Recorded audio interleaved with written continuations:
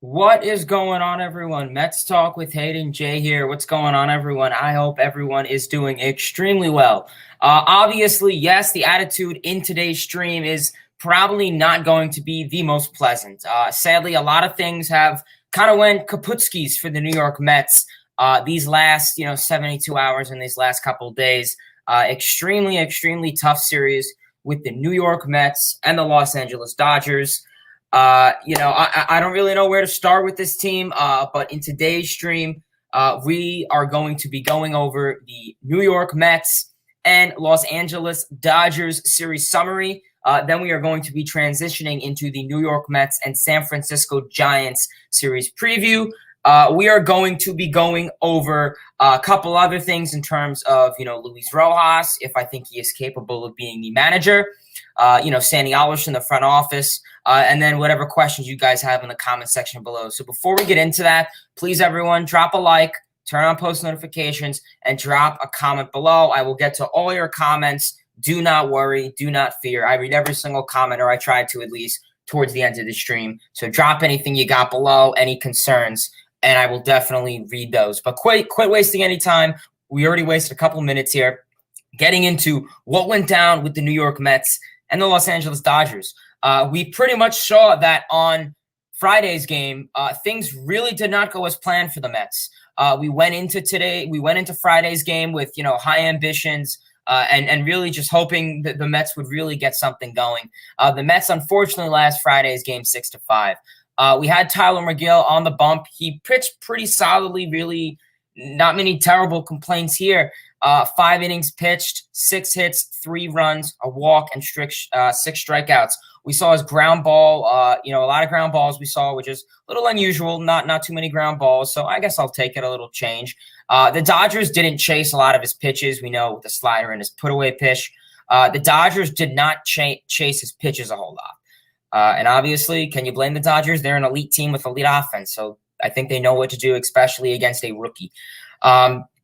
Yeah, and then obviously he did limit his innings pitched. Obviously coming in, he had like a 50-inning pitch count at one point. But luckily, like we said, he's able to get out of it with maybe retiring, two players coming into an inning on 1 contact hit. So that's something that I think is good. The bullpen was pretty quiet in terms of Friday's game. Drew Smith, Yendy Diaz, Miguel Castro, and then Edwin Diaz. Edwin Diaz did not close this game. He went in the top of the 9th when we were in extras, and they put in Jeurys Familia. Obviously, there was the whole concern. Obviously, I exploded on Twitter a little bit about why would you put in Jeurys Familia, a right-handed pitcher, to face Will Smith, who has over a career 1,000 on-base percentage. I mean, OPS, my apologies, with right-handed pitching, and he has around a 600 OPS career with left-handed pitching.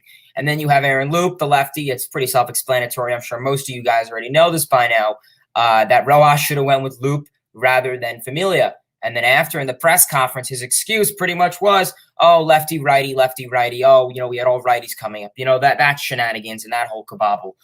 So that really was just overall very unfortunate that things really had to transpire that way. So that was really in terms of the pitching for the first game.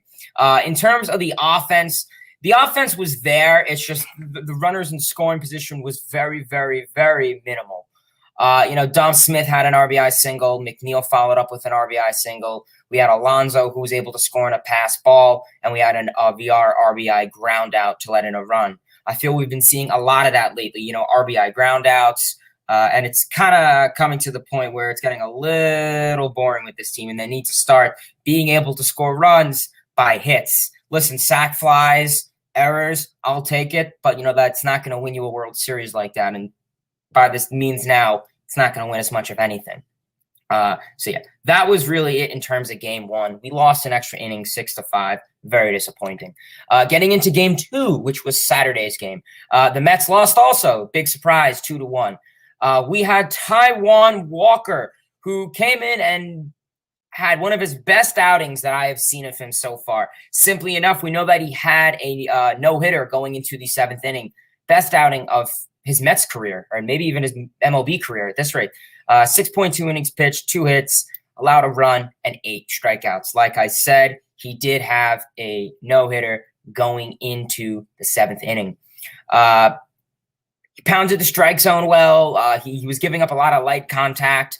The velocity was up there, and we did see he used this two-seamer a little bit. So that's kind of something that prevents long ball action. So maybe that'll be something ahead for Taijuan Walker. Can he fix all that? Can Taijuan Walker be this first half guy? I don't know. We're just going to have to wait and see. That's all we can really do. But in terms of that, obviously the offense really kind of was very quiet. But in terms of the pitching, the bullpen carried everything quiet. You had Aaron Loup go in there, Miguel Castro, Seth Lugo, and Diaz, pretty quiet, really no complaints with the bullpen. And then obviously the only run we were able to manage to get was a solo home run to the right field corner, 386 feet by Michael Conforto. So it was great to see his gorgeous swing back, but it was really not super great to see the result of us not being able to score enough runs. And sadly, Michael Conforto, the one time he goes yard, it really goes for nothing.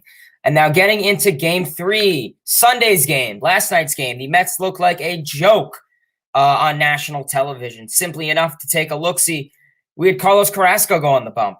I don't even know where to start here. Carlos Carrasco, 2 innings pitched, 6 hits, 6 runs, a walk, and 3 strikeouts. He gave up so much hard contact. We saw he gave up home run to Max Muncy, base hits, doubles. He just was not there at all. He was a completely different pitcher than we've been seeing. We had Anthony Reed come in to make his debut for the team. 3.3 innings pitched. He actually pitched pretty solidly, 2 hits and 3 strikeouts. So pretty much I congratulate him. He was able to go in there and eat the innings that was really needed for this team. So listen, I'll take it. I really will. I will certainly take that, especially because, we don't really want to tax the bullpen. That's my one thing with the New York Mets is, we've been taxing their bullpen quite awfully a lot. So I just think it's going to come down to, can this team, be able to not tax their bullpen, because then, you loosen guys out. And I feel that really happened to Juris Familia, even Aaron Loup. I mean, Aaron Loup has, recently, I don't want to say quieting down, but no, actually Loup's been good. I'm going to rephrase that. Loup has been up to my expectations. But overall, just not something that you want to see in this bullpen. And then simply enough, diving more into Game 3, last night's game, we obviously had Yennsy Diaz follow up, Hartleb, and then obviously we just said, screw it, we're down by over a dozen runs. We threw in Brandon Drury and Kevin Pillar. Pretty much the offense was pretty minimal for the most part. We had some RBI groundouts by Jeff McNeil. We had Conforto, Nimmo scoring a wild pitch, and we had a Jonathan Davis sac fly. And then pretty much we all know the whole big cabal on what went down with Carlos Carrasco and him pretty much going out there to bat after they took him out immediately following that. Pretty much in the 3rd inning, he was going up to bat, and they were going to take him out after that. Luis Rojas' excuse was, well, we only had a 4-man bench. So I don't really know. That was just the most silly thing ever. I understand you don't want to waste your bench, but, when you have the opportunity to have guys on base and this team is struggling with runners in scoring position, you have to take any single exact way you could get out of this team. And it's just really unfortunate that we have a guy like Rojas who just sadly isn't going to do that. So I don't know. I'm hoping Rojas could change something. But that's it with the Mets and Dodgers series. Listen, it's a playoff team, the Los Angeles Dodgers. I understand that, but it nowadays comes to the point is where, the Mets want to make the playoffs, correct? They don't want to sit on their couch and sit home in October. Well, in order to be in the playoffs, you have to play in the playoffs, and you're going to have to face the Dodgers, the Giants, the Padres, the Brewers, the Reds. These are teams that have a high offense, high pitching staff, high bullpen. This team just throughout the whole season was so ambiguous and just so bipolar with when they scored runs. At first it was, they only scored early on. Then they only scored, in the 2nd or 3rd round around the order. Now they're just scoring scattered through the game, but it's sack flies and cheap runs. 2 for 22 or 2 for 26 or 28, I think it was, in runners in scoring position is not very good. That is not a playoff team in my opinion. But, forgetting the Mets and Dodgers series, national TV pretty much saw it all. But pretty much getting into the Mets and Giants series, obviously the New York Mets are in San Francisco right now. They are at the Bay. So I think that'll be nice. Nice little change of scenery. Maybe we can take some advantage of the wind. But pretty much the New York Mets will be in San Francisco. I think they are there as we are speaking. Obviously, tonight's game will be at 9:45 Eastern Standard Time. Obviously, they are on the West Coast. We will have Rich Hill on the bump for the New York Mets. Currently, his Mets stats are 0-0, no record, a flat 5 ERA, and 12 strikeouts. We see his curveball is pretty elite for the most part, a 70 to 69 mile per hour curveball for a man who is, 41 years old is crazy. For the most part, he is effective. He goes out there, he gets his job done. He'll go 4 innings pitch. That's my goal, obviously. That's why I'm hoping as soon as he, can get out of the rotation, I'm hoping he could be in the bullpen, a nice left-handed bullpen pitcher, because he can only go 3-4 innings, so you really can't count on that as a starter. He could go more. He just gets a little tired and fatigue. And then obviously on the bump for the Giants, we will have Kevin Gausman. Obviously, the Giants have big contenders. Kevin Gausman will be on the bump. 11-5 record, 2.29 ERA, 162 strikeouts. He has a high K rate. A lot of guys are going to be chasing. He limits walks, and he gives up little to no hard contact. He is a fastball pitcher, so as soon as I see fastball, I say, it's going to be one of those games. The Mets cannot hit a fastball for their dear life. It is very concerning. So Mets got to see what they could tackle on a fastball pitcher. In terms of game two will be tomorrow, Tuesday, again at 9:45.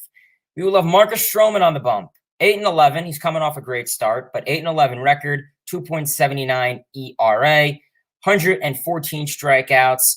The ground ball to fly ball ratio is leaning towards ground balls. So that splitter slider is really coming into effect when you have the ratio going more towards the ground balls. You want to keep the ball on the ground, especially in a ballpark like San Francisco. I think it's called like Oracle Park now or whatever it's called. But, balls could fly out of there. It's not Coors Field, but they could still fly out of there. And then, obviously, like we mentioned, the splitter slider, keep that in effect. Versus Logan Webb, who I had him on my fantasy team for quite a bit. He's not too scratchy. 6-3, 2.96 ERA, 90 strikeouts. He's pretty much a light. I'm going to try to say this I can. He's pretty much a light throwing pitcher. So he doesn't rely on fastballs, but he relies on, change-ups, curves, sliders, and he doesn't have a lot of velocity. And I know people say, velocity doesn't mean a lot, but for the Mets, it kind of does because they can't really hit light contacted pitchers. And then pretty much he has a high chase rate. So I guess that's really the only advantage we're going to have. So that'll be game two. Getting into game three of this series, it'll be on Wednesday. It'll be a day game, or I guess a late afternoon game. 3:45. Tyler McGill will be on the bump for the New York Mets. 1-2 on the season, 54 strikeouts, and a 3.42 ERA. He does struggle on the road, so that is one thing that does have to take into consideration. But he limits, if he could limit his innings pitched, and I think that would honestly be the best thing for him because he's been worked a little bit these last couple weeks. Versus Anthony DeSclafani, who honestly is one of the most interesting pitchers so far. He has cooled down back to reality to an extent, but like we said, definitely an elite guy. 11-5 on the season, 3.29 ERA, 122 strikeouts. He does get a lot of barrels. The hard contact is there, and there will be a lot of whiffs. So there's going to be a lot of fly balls, foul balls in this game. So pretty much that is game three. So that's it with the Mets and Giants series summary. Pretty much coming into this series, the Giants are first in their division. They're 76-42. They are ranked 8th in runs scored, 8th in on-base percentage, 4th in slugging, and 11th in batting average. Their offense is completely there. Their veterans are stepping up. They acquired Chris Bryant to help out this team. You're having a huge year from Brandon Crawford. Just overall, they're efficient on all ends. And In terms of their pitching, they are second in earned runs, first in WHIP. So, that really goes to express some concern there, obviously, for the Mets team, who is just struggling really currently now. So it's going to be something. It really is. And I'm hoping the Mets could try to carry through. I think that's really all this team could do is try to carry through. Now I think it's going to, get into more the topic of Luis Rojas. Obviously, many of you people know on the channel, I am not super big on Luis Rojas. Coming towards the season later on, I started to get a little better with him. I started to be like, okay, you know what, Louis, you know what, he's not as bad. The thing with Rojas is there's never been any moves that he's made that made me just goes like, wow, that was, a really good move. Just overall with him, I've just never been super fond of his managerial status. I feel he's too obsessed with this lefty-righty shenanigans. And honestly, who cares? If you claim to be a playoff team, it should not matter what you do. I mean, talking about how he does the shift, that's one thing. Okay. But in terms, we saw it early in the season. He's standing up for his players now. He does get very hot in terms of, ball and strike calls. So that's one. So I guess that's a benefit. But now with Luis Rojas, the batting lineups, I don't know if that's necessarily him, but I feel I don't want to put so much on Rojas, but now I feel I do. At first, when the season started, I felt a lot of it was towards the analytical department because we know when Steve Cohen came into this team, he expressed, a big desire, and he said it's very dire for this Mets team to get updated on analytics, and he wanted to boost up the analytical department. So, everything with Baseball Savant, all those analytical sabermetric people out there, I'm sure like this. And then obviously when he hired Zach Scott, one of his reasonings for hiring him as the acting general manager was because he worked with the Boston Red Sox in their analytical department. And, Zach Scott claims to be analytically driven. Luis Rojas says he likes to be analytically driven. Well, we're not really seeing the use of analytics here. What we saw in the Dodgers series, the Will Smiths with the OPS, that's basic stats. And even I know that, and I don't even care about analytics. So the fact is that I know that, and then they're sitting there, laughing and have no idea what's going on. I just don't get it. Honestly, Luis Rojas, I think he's done after the season. Too many straws pulled. We saw, with the pitch it with Carrasco during his press conferences, he's a robot. He has no idea what's going on. To quote him, I don't know. What do you mean you don't know?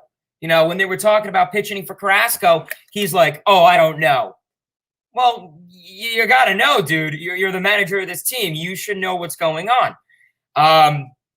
So, yeah, I just really don't know what's going on with Luis Rojas anymore. And then, obviously, it comes to the point is nowadays, it's a combination of both.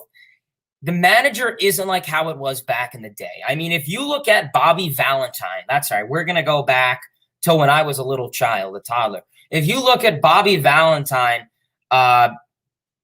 he was just a player's manager. He was more involved. Where I feel nowadays the manager position is just extremely different. It comes to the point is you could blame whoever you want. You could blame your mailman. You could blame Luis Rojas. You could blame Seth Lugo. You could blame Sandy Alderson. You could blame Steve Cohen. Personally, I'm blaming a little bit of everyone. I think the players have a blame because they're the ones going out there. Luis Rojas has the one to blame over a lot of his moves. I think Sandy Alderson is the one to blame because he's not pressuring Zach Scott. He's not pressuring Luis Rojas. Overall, I think Sandy Alderson is still living in the 2001 Moneyball era with the Oakland Athletics. No, dude, you got to go out there. It just doesn't work. And I think, if we had another general manager, I'm not saying who it should be. If it's Omar Minaya, I don't care. But I think Sandy Alderson, I don't know how confident he is in Zach Scott. Obviously, what Jared Porter did was pretty disgusting, but I'm just saying in the scenario, let's say that never happened and we did have Jared Porter still. I think the relationship between Sandy Alderson and the general manager would be completely different because I just feel Sandy Alderson had more trust in a Jared Porter or someone else rather than, Zach Scott. And obviously, I see these guys on press conferences. They have no idea what they're talking about. They step up there. They avoid questions. They don't answer questions. They're like, well, we don't really know. What do you mean you don't know? I mean, listen, you're in New York, buddy. This is the media. But we got 20 people in the chat. I appreciate everyone for tuning in. If you guys are new to the channel, give this video a like, comment, and subscribe to the channel for more great New York Mets and just baseball content overall. Trying to branch out there more. I just wanted to go on a little bit of a Rojas rant. It's just been tough these last couple days. I don't know. It's just these last couple days have been really tough. So hopefully the Mets get something going. But if you guys have any comments, I will definitely read over those. Leave a like, turn on post notifications. If you have any comments, questions, concerns about the Mets, the Rangers, the Phillies, the Astros, drop them below, and I will answer them to the best of my ability. So we got some people in the chat. I will read the chat momentarily. All right, what's going on, Connor? I hope you are doing extremely well, man. I appreciate you tuning in to these streams as always. Loyal moderator. TP35. Yes, we are on the road to 400. Let's try to get there almost to 400 subs. I think we're like 3 or 4 away. So if you guys would not mind dropping a like on this video, it would really mean a lot. Share this channel with your friends, everyone else you can. It would mean a lot to get to 400 subs quite soon. I'm hoping we could try to get it by the end of the Mets and Giants series. And then obviously during the offseason, we'll be very big on this channel. Galapos, I believe that's how you say the name. What's going on, man? Quinton, what's going on? How are the Mets doing? Listen, I don't know where to start. You probably missed my rages, but they are not doing quite well, unfortunately. They have been really, really, really struggling. Cubs Nation, what's going on, man? It could be worse.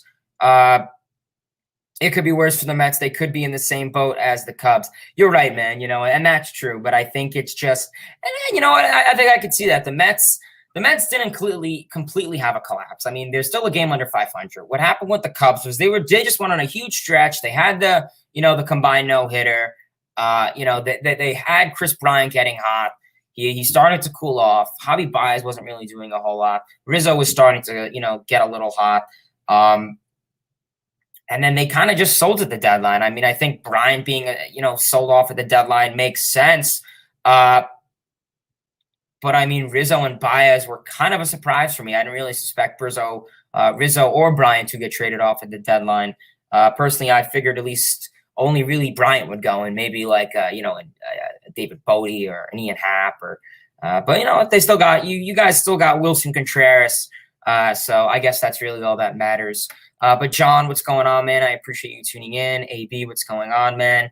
Michael, Cole, Alexander, hey, Hayden, hoping the Mets could start playing well again soon. Always keep strong. Let's go, Mets. Yeah, man, I appreciate you, tuning in for the positivity. Hopefully the Mets could really get something rolling. That's my goal.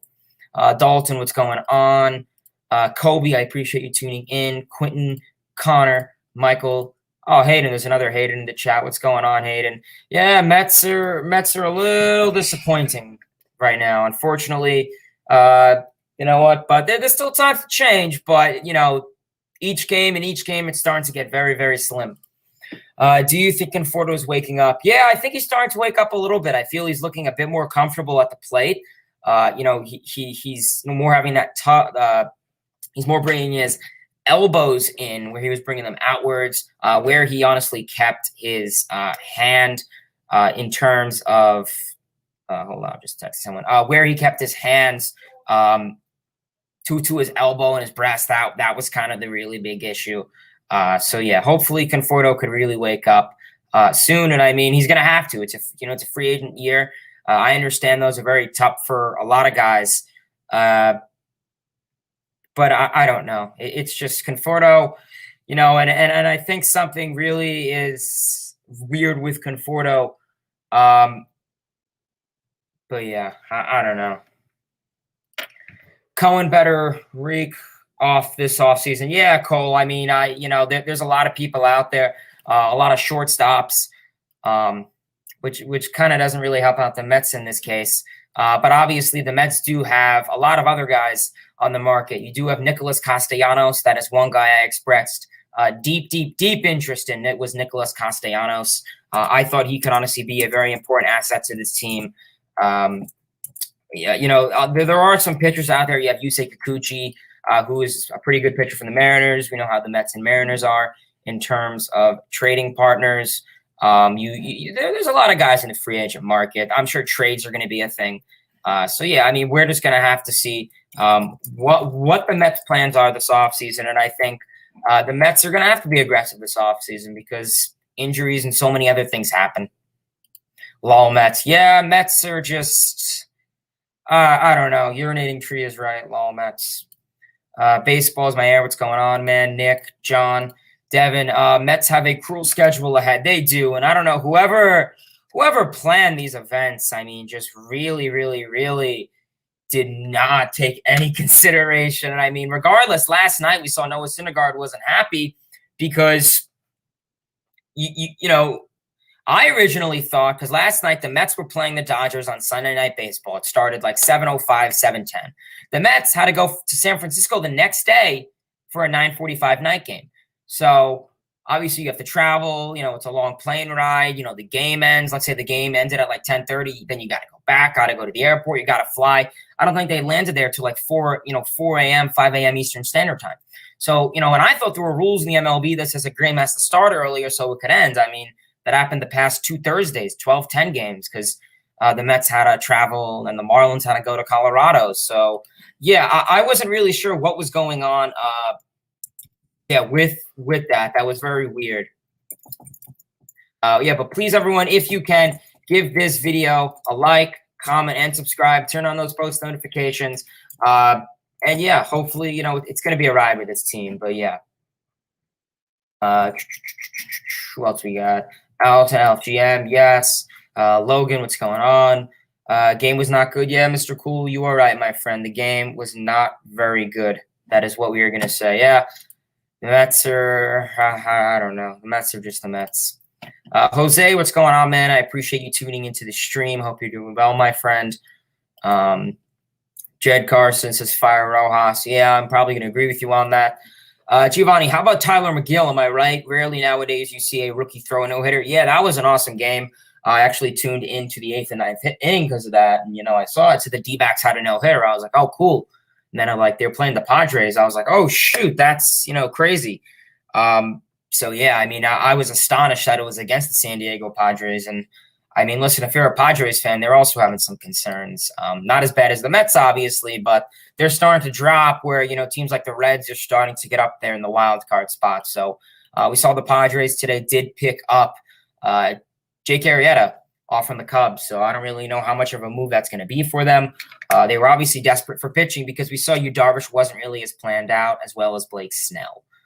So we're going to have to see what the Padres go with that. But yeah, great to see a no-hitter, 8th no-hitter.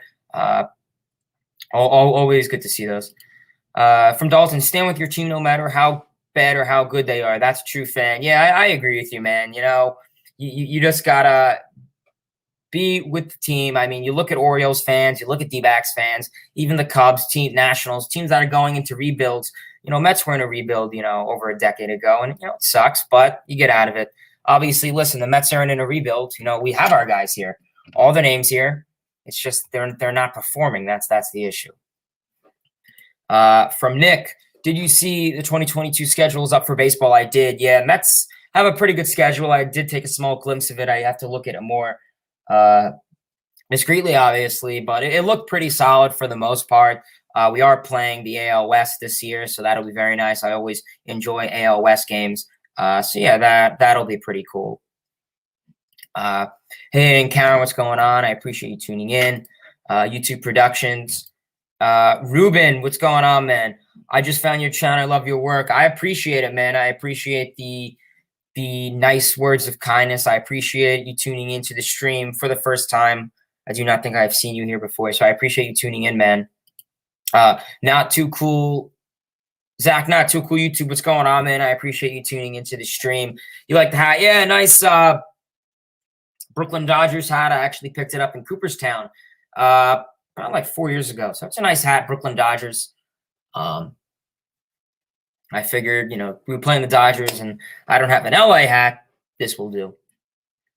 LFGM, I agree. Merlin, yeah, you're right. Mets really need to win this series. I mean, at least you got to take one or two. Otherwise, well, we're game over 500. So if we lose two,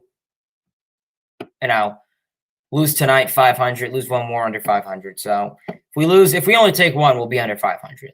I mean, I'm hoping these next 14 days, you have to take 5 out of the 11 because then we'll be at 500. If not, you'll be under 500 and probably pretty unlimited.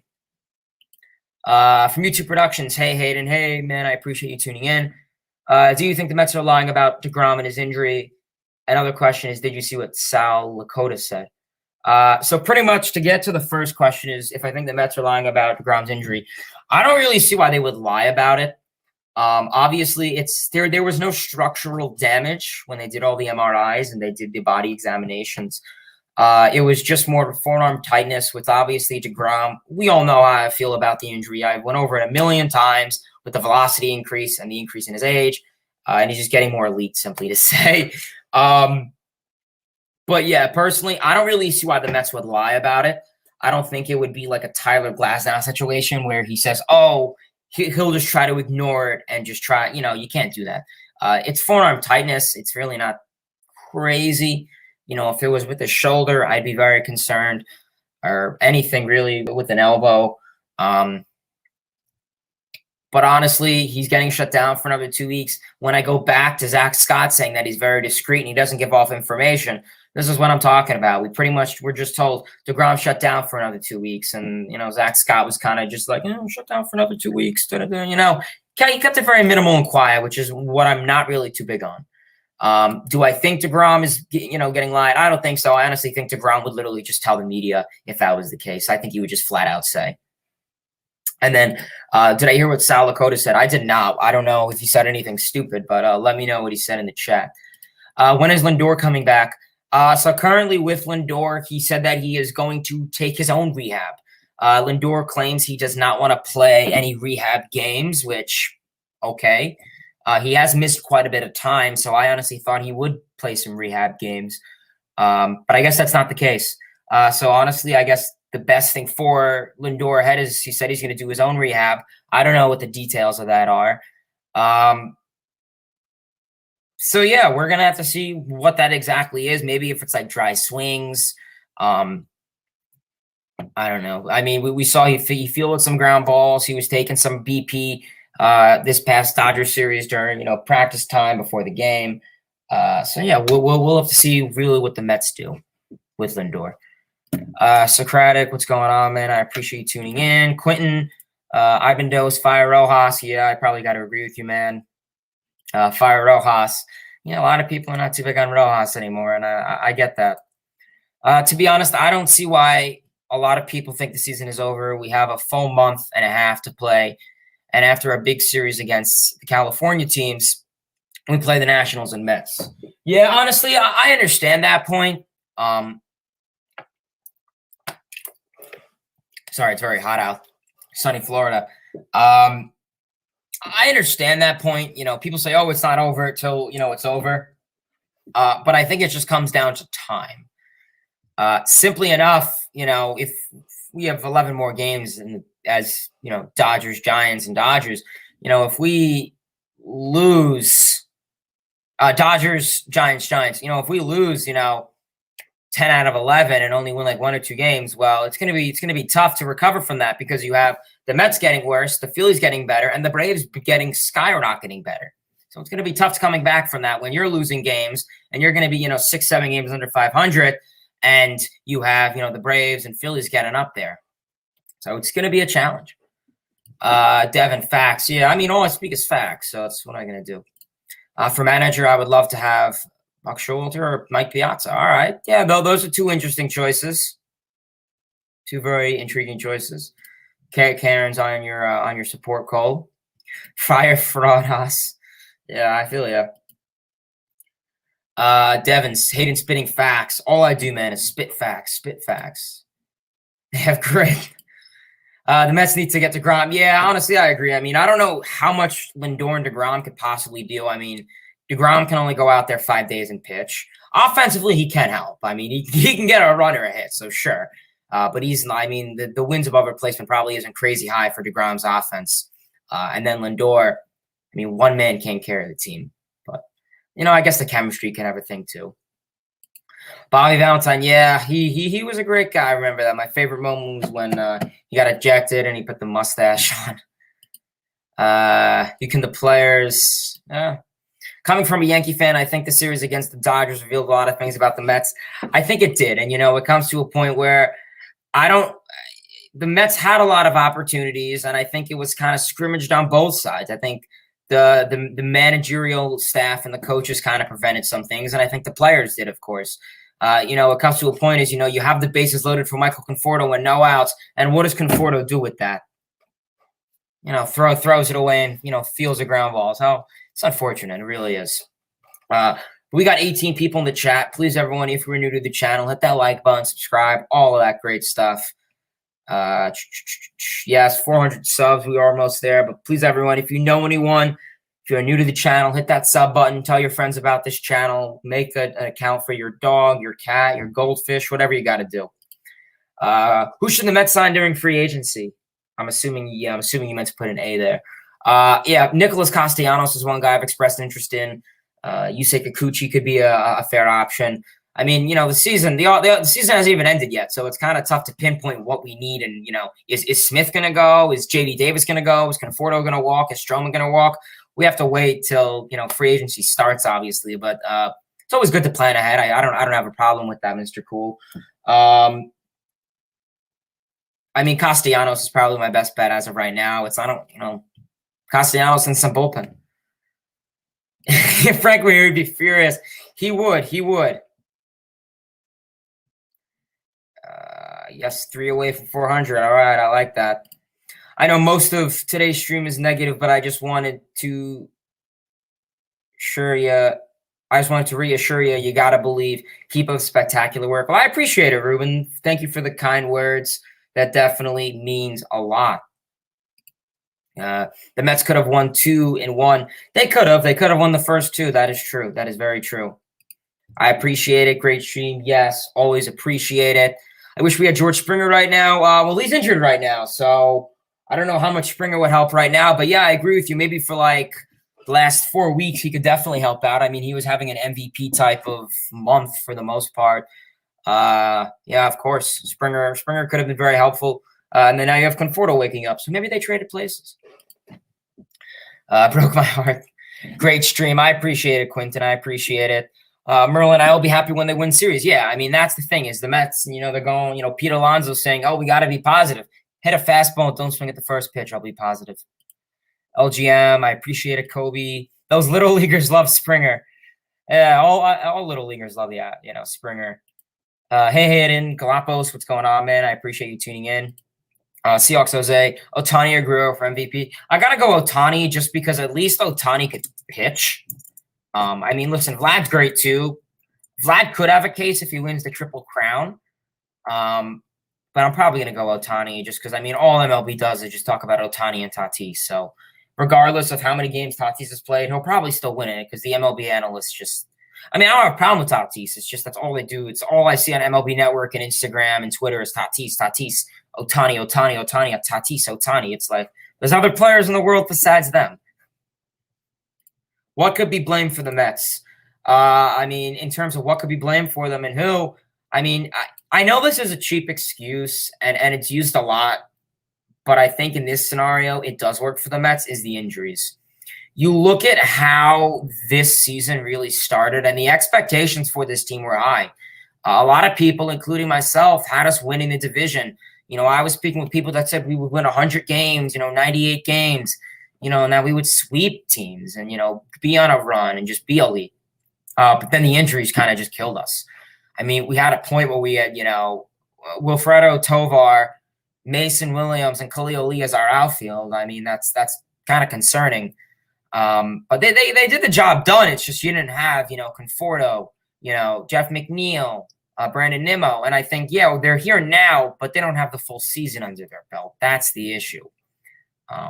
So I don't know. We're just going to have to see. But yeah, I think injuries could definitely be something to blame. I mean, you pretty much had everyone but James McCann injured, knock on wood. From Timothy, Mets making the PS, I'm assuming playoffs.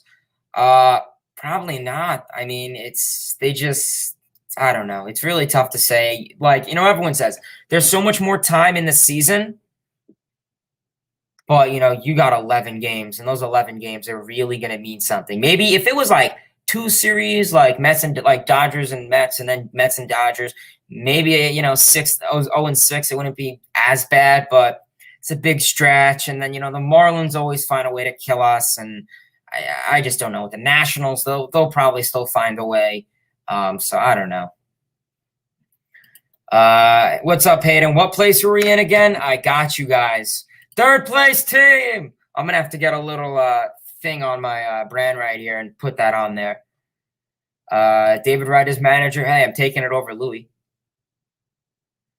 Zach, not too cool. YouTube. Darvish has been average since the substance crackdown. Yeah, I think a lot of guys kind of dipped down since then, and I mean, a lot of guys got hurt too. Glasnow got hurt from it. It's unfortunate. Scherzer was kind of like on and off with it, but yeah, it really did affect a lot of guys. And I mean, you don't have to be a genius to figure out, I mean, what guys are improving and what guys aren't since then. Yes, it did happen around the second half. I think it was the ban went in like the last week or so of June. But I don't know. It's unfortunate, but at least the offensive numbers are up. I mean, it's the question if they brought back a dead, a juice ball. Balls are starting to fly a bit more. So yeah, you never know if they brought back the juice balls. Kobe, I appreciate the support. Jed, Connor, like and subscribe. Yes. The Mets are a third place team. That is true. Alex plays. Do you think DeGrom will keep getting re-injured? Honestly, I really couldn't tell you. It sucks because before he got injured, he was putting up Hall of Fame numbers this season. With everything, really. Like I said, it comes to the thing is where DeGrom knows his body. I trust him best. But now I think it comes in the talk is where, do you just shut him down for the season? I mean, if the Mets aren't going to compete, do you just shut him down? Because, why waste him out there? Like we said, we don't know if there's structural damage. As of right now, there's no structural damage, which is a good sign. Obviously, anything, it's forearm tightness. So if it was anything with like the elbow, then I'd be panicking. As long as there's no anything with ACL or tear or elbow, I think we're fine as of right now. I don't know. Hopefully DeGrom can get back in store. I mean, obviously, even from an emotional part, he helps out these other pitchers too. Taijuan Walker and Marcus Stroman started to pick up the weight once DeGrom really got on the IL. And we saw him. He was throwing harder this season. First pitch, 102 miles per hour. 60th pitch, 102 miles per hour. You could say the age. You could say the increase in the velocity. And he's just using more muscle, and he's using more, and he's putting more on his body now. So, yeah, he's going to get hurt more. It's crazy. It really is. And I think, if they keep putting DeGrom out there, for a week and then him to go on the IL for 2 days and then go out there, 2 weeks later, it probably is going to be a reoccurring issue. And I hope this isn't a long-term thing. I hope this could just be a 2021 thing, to be honest with you. I mean, typically when DeGrom usually does start a season, for the most part, he does get like forearm tightness or some type of tightness usually during spring training. It always happens, which, it makes sense. But, it's been the whole season really with DeGrom, I feel. Ranting New York Rangers, Mets left like set. Yeah, the runners in scoring position. I mean, a lot of it could be blamed. Gary DiSarcina, he doesn't send guys. Obviously, we saw that last night on the Alonso double. I think it was Davis that would have scored. You got to send these guys. Take a chance. You have 2 outs. Take a chance. So DiSarcina could be the one to blame. I just don't know what the Mets. I don't know what the Mets' approach is really here. I don't know if they're trying to go in there and just swing at every pitch. I really don't know what the Mets' approach is, and whatever it is, it's clearly not working. The Met game was the only one game last night. So many people. Yeah, that was pretty tough, and on ESPN too. Fire Rojas. That's my goal right now. Is fire Rojas, fire Alderson. Ohtani's MVP. All right, so we got a couple Ohtanis in here for MVP. Ohtani will MVP. He's literally the most. Yeah, I agree with you, man. Ohtani will win MVP. He could pitch and hit both extremely at high levels. Yeah, I agree with you, man. Like I have stated. Mets should have gotten Soto when they had the chance. Mr. I don't know. Yeah, you may have to ask Mr. Cool about that. Hayden Rages. Yeah, Hayden Rages will be back soon. Yes, Glasnow is getting Tommy John. Honestly, Glasnow was kind of dumb. He waited like 2 extra months for it where he could have got it and came back 2 extra months earlier. Pretty much as soon as you hear anything with ACL and tear, it pretty much means that you're screwed. I mean, sucks, but it's the way the cookie crumbles. I like that. Carlos Carrasco, the cookie crumbles. That is a very good joke I just made up. That was pretty good. But please, everyone, if you have any comments, questions, or concerns, please feel free to drop them in the comments section below. Give this video a like, comment, leave all the comments you got below. Turn on post notifications if anyone has any video recommendations.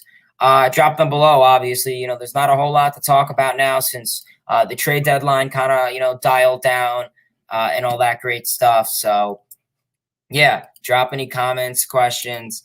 And yeah, DeGrom needs to come back. Yeah, Nick, I mean, I agree with you, man. DeGrom really, really needs to come back. And like I said, I think he helps out a lot of these guys on the team, Stroman, Walker, just to help balance the team and go out there and do work. So I'm hoping DeGrom can come back soon. But, if we're not going to compete, why waste his ability? Why waste his career?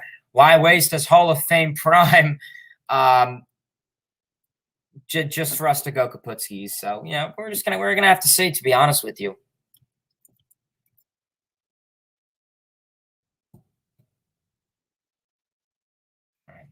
I did put let's see. All right, that's how you do it. All right, sorry about that. That was not working this whole stream. Comments. It's so hard to throw and hard without getting injured. There's so many guys that throw over 100 as starters and get hurt. Severino, Sale, DeGrom, Glasnow. Yeah, I agree with you, man. I mean, the more velo you have, the higher you get hurt. I mean, all these guys, I mean, not really DeGrom, really, but like Syndergaard is bulked up on muscle. Glasnow is bulked up on muscle, where you have guys that are a little bit more, more thin in Chris Sale and Jacob DeGrom. So, yeah, obviously there's a lot of aspects to it. And it's really different now with how these guys take care of themselves. I mean, the nutrition. These guys are all day, with nutrition and eating healthy and performing and exercising. So they pull something, they get sore. It's unfortunate. If only baseball didn't have injuries in it. But I think, the Mets are going to have to create like a hospital at Citi Field. We need to be analytical like the Rays. Yeah, Rays are a very interesting analytical team. I agree with you. And I think it comes to, not having money right there. That's really where I think they get the analytical drive from. Galapos LFGM, appreciate you tuning in, man. Vlad Jr. is pretty darn good. Yeah, Vlad Jr. is awesome. I think he could definitely win the Triple Crown potentially. Who do you think gets third place for the MVP in the AL? So I'm probably going to go Ohtani, Guerrero, Matt Olson. I think that's probably going to be my order right now. Listen, what's going on? I appreciate you tuning in. I'm a Rays fan for the postseason. If the Mets don't make it, yeah, make that 2 of us, man. I feel like a lot of Mets players return to their old selves and play. Yeah, I think a lot of it came down to just simply being fatigued. They had a whole season where, they got injured. And typically, the Mets always kind of have, to an extent, a fair slump. Typically around like June. Typically, statistically, the Mets are not too good in June. And then that kind of really wasn't the thing for us because we didn't play really in June. All of our guys were pretty much hurt. We're going to have to see. McNeil should play where? Yeah, we all know where I want McNeil to play. We want Jeff McNeil to play at second base. McNeil is a completely different player on the right side of the field than the left side of the field. Jeff McNeil states that he feels better on the right side of the field. He sees the ball come off the bat better and all that great stuff. So I'm hoping Jeff McNeil can play at second base. Just overall defensively, it's better for him. We saw him at third base. It was a small sample size. I would have no problem him playing anywhere on the right side of the field because he says that the ball comes off the bat much better and he could visually see it. So second base or even right field could be a thing, depending what goes on with Michael Conforto. You're a Royals fan and I already know they're making the playoffs because they're garbage. Yeah, that makes sense. Mets have a cruel schedule ahead. Shake my head. They most certainly do. They do. Perez needs to go to the DH. Salvador Perez needs to go to the DH. Definitely hits a lot of dingers. I know they got rid of Jorge Soler. Maybe they made some moves this deadline. Mike Light Taylor agreed. I'm glad you guys agree. But yeah, so if anyone has any more comments, questions, or concerns, drop them in the comment section below. Obviously, we had a great stream, a ton of great people tuned in. We almost beat our high current streak of 21. We got 20, so that always happens every stream, and it's probably just going to keep happening because, why do I get luck? But yeah, please, everyone, give this video a like, comment, and subscribe. Hopefully, the Mets could pull something out tonight. Especially this series, it's going to be something for the Mets if they have any hopes on playing baseball in October. And I'm afraid to say that the options and days are looking really slim for the Mets. So yeah, honestly, all we're going to have to do is wait and see for this Mets team and just be confident, hopefully. All right, yeah, so we're probably going to call it a stream here, guys. If anyone has any more comments, questions, or concerns, you could drop them below. Otherwise, we're going to call it a stream here. Hopefully, yeah, Mets can hopefully get something tonight. Turn on those post notifications, all of that great stuff. Yeah, Castellanos, obviously, too. I was talking about it earlier in the stream if you guys weren't listening.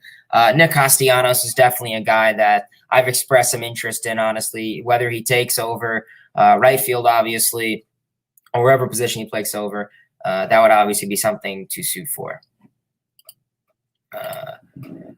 Theo Epstein is the best baseball minds in professional baseball. The Mets will have a desire for a dynamic dynasty from the Mets organization. Yeah, hopefully. I mean, we know he had the year off, so that was a topic a couple days ago. Will Theo Epstein come to the Mets? I'll take it over what we got now. But yeah, great stream, everyone. I appreciate everyone for tuning in. Turn on those post notifications, all that great stuff. Follow me on my social medias. Twitter, Mets, Hayden, Instagram, Hayden Jurgowitz. And if you want to follow me on Snapchat, it's usually what I'm at. I typically talk with a lot of people on there, but we got 17 people in the chat. I appreciate everyone for tuning in. 14. I appreciate you guys tuning in to the stream as always. Till next time, baseball fans. See ya. Let's go Mets.